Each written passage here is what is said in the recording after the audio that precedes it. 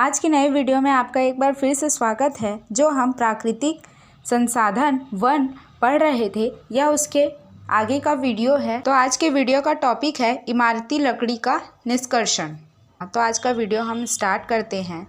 One विनाश का जो प्रमुख कारण है वो यह है कि लकड़ी प्राप्त करने के लिए हम निरंतर वृक्षों की कटाई कर रहे हैं। हम अपने दैनिक आवश्यकताओं को पूरा करने के लिए हम निरंतर वृक्षों की कटाई कर रहे हैं। लकड़ी दो प्रकार के होते हैं, नरम और व कठोर। वनों से प्राप्त लकड़ी का लगभग 42% भाग इमारती लकड़ी के रूप में होता है। ईंधन के लिए 38%, औद्योगिक कच्चे माल के रूप में 10%। पहला है नरम लकड़ी और दूसरा है कठोर लकड़ी। सामान्यतः समशीतोष्ण कटिबंध के शंकुधारी वनों की लकड़ी नरम होती है, जिसका उपयोग कागज, रेयान, लुगदी आदि को पैकिंग आदि उद्योगों में कच्चे माल के रूप में किया जाता है। यहाँ पाए जाने वाले हेमलॉक, ओक, लॉर्च, चीड़, देवदार, स्प्रूस आदि वृक्षों की लकड़ी नरम होती है। कनाडा, संयुक्त राज्य अमेरिका, रूस, नॉर्वे, स्वीडन, चीन आदि देशों में स्थित कागज की लुगदी उद्योग में नरम लकड़ी की खपत सर्वाधिक है। यहाँ स्वचालित मशीनों से बड़े पैमाने पर कटाई की जाती है। इन देशों में पुनर्वनीकरण भी बड़ी मात्रा में किया जाता है, अतः वन क्षेत्रों में अधिक कमी नहीं आ रही है।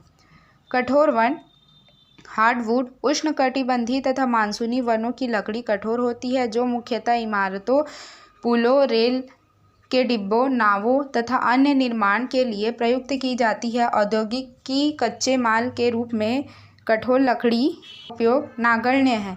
इस श्रेणी की लकड़ी बड़ी मात्रा में कोयला बनाने व ईंधन के लिए प्रयुक्त की जाती है। उष्णकटिबंधीय वनों में शंकुधारी वनों की भांति एक ही प्रकार के वृक्ष बड़ी संख्या में नहीं पाए जाते हैं।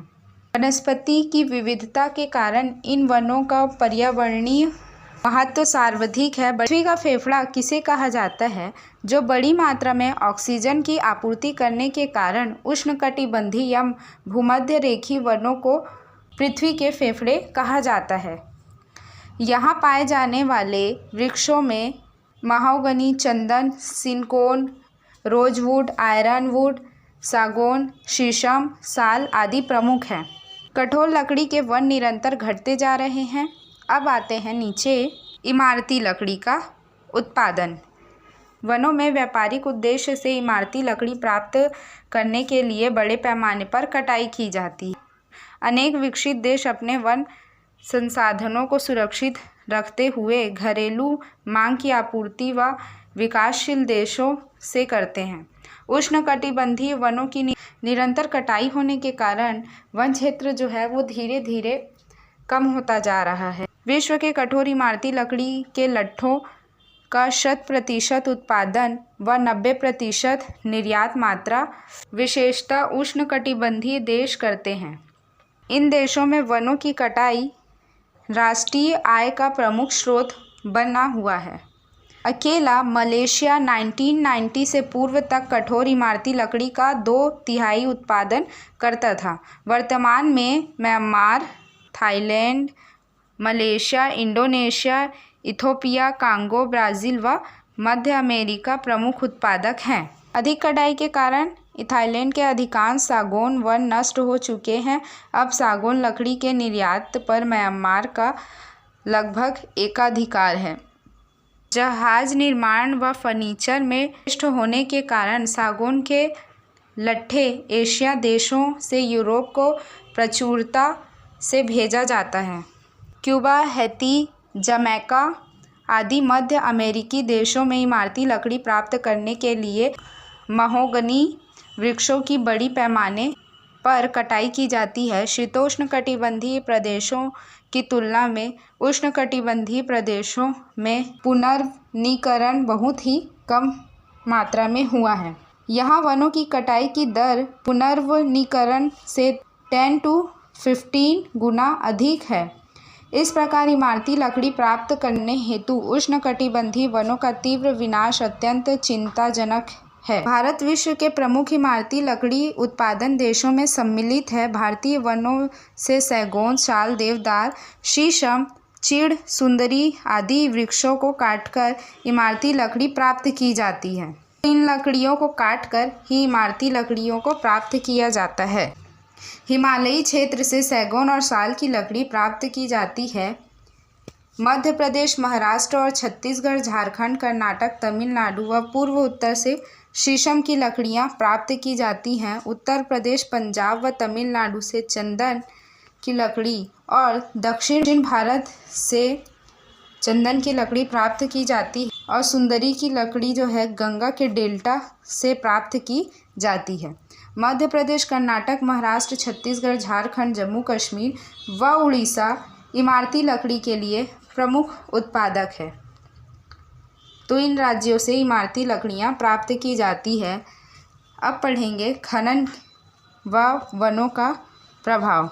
भूगर्भ में छिपी संपदा को प्राप्त करने के लिए मानव ने भूपृष्ठ की वन संपदा का बहुत विनाश किया है। यद्यपि मानव प्राचीन काल से ही भूगर्भ से खनिज निकालता रहा है, किंतु तब उत्खनन सीमित क्षेत्र में होने के कारण पर्यावरण को विशेष क्षति नहीं होती थी।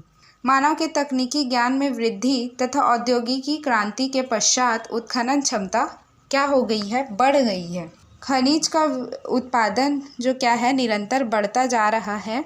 वनाच्छादित क्षेत्रों में सिंचित खनिजों के दोहन हेतु वनों का विनाश किया जा रहा है। आधुनिक काल में उत्खनन वन विनाश का प्रमुख कारण बन गया है।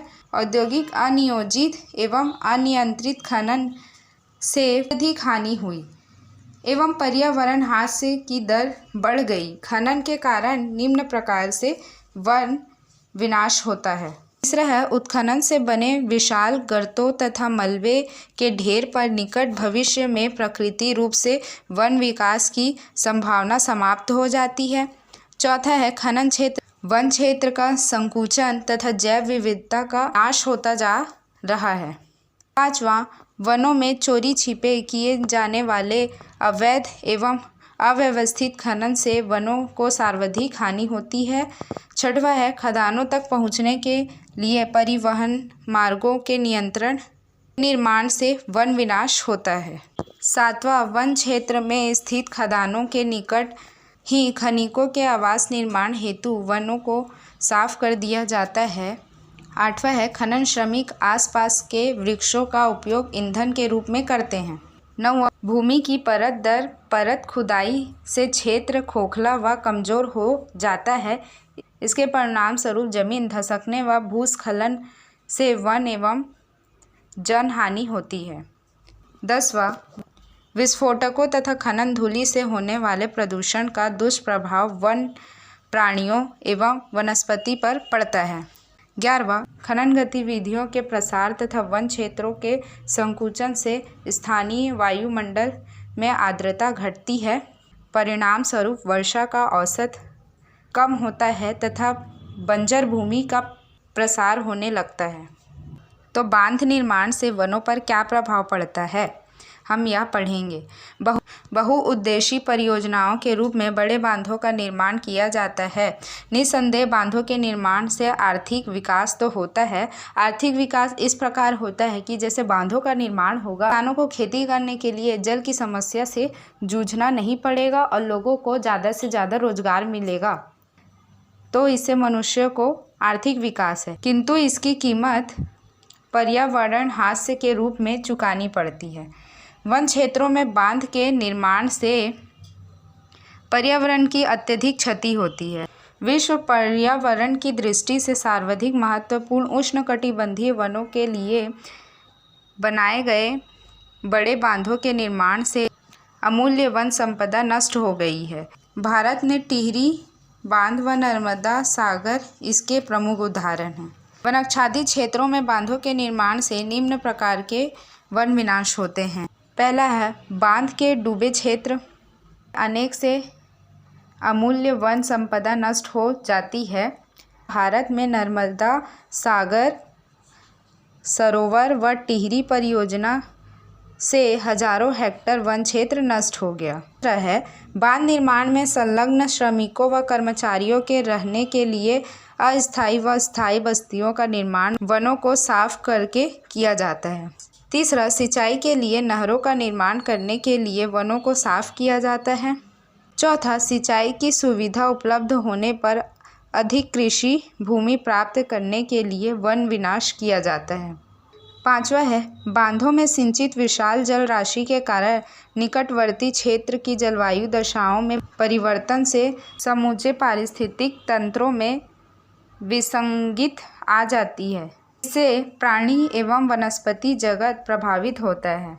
छठवां है, भूजल स्तर में वृद्धि तथा जल रिसाव के कारण भूमि ऊसर व जलक्रांत हो जाती है।